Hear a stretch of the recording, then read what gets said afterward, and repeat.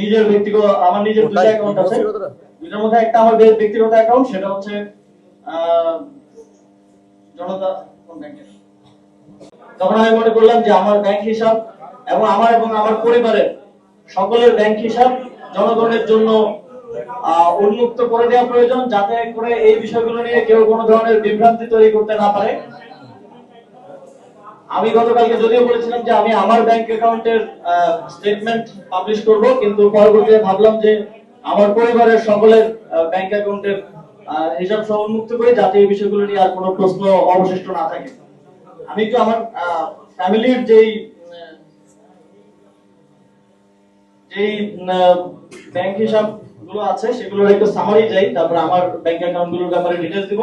এই সবগুলো স্টেটমেন্ট আপনাদেরকে আমাদের যে গ্রুপ আছে সেই গ্রুপে সফট কপি গুলো আপনাদেরকে সেখানে প্রোভাইড করা হবে, সেখানে আপনারা আরো বিস্তারিত দেখে নিতে পারবেন। এখন আমি সামারিলি বলছি, যেহেতু অনেকগুলো অ্যাকাউন্ট।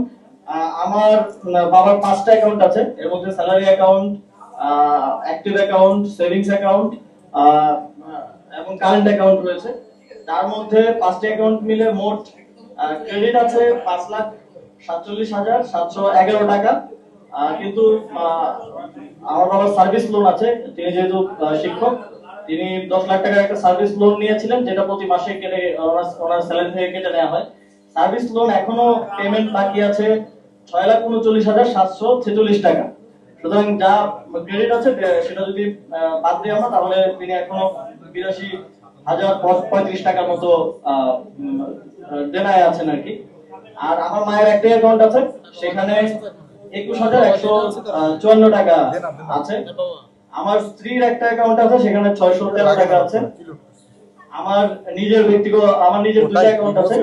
দুটোর মধ্যে একটা আমার ব্যক্তিগত অ্যাকাউন্ট, সেটা হচ্ছে জনতা ব্যাংকের, সোনালী ব্যাংকে। সেটাতে এটা আমার সেভিংস অ্যাকাউন্ট, এটাতে 9,930 টাকা আছে।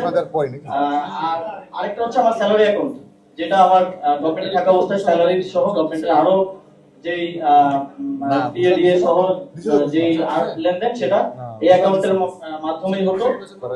এই অ্যাকাউন্টে আমি একটু ডিটেইলস বলে রাখি, আমি 16 মাস দায়িত্ব ছিলাম। 16 মাসের স্যালারি 1,65,000 করে গড়ে স্যালারি এবং ভাতা সহ এর আশেপাশে কম বেশি করেছিল।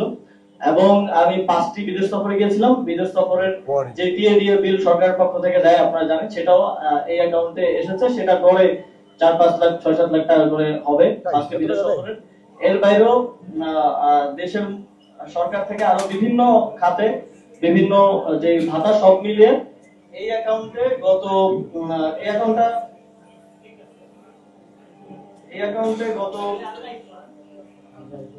এখন আছে 9,78,626 টাকা। এবং এই অ্যাকাউন্টে মোট ট্রানজাকশন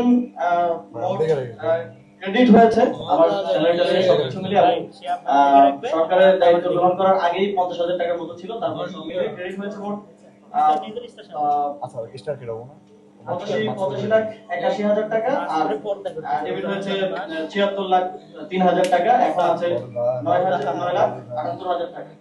মোট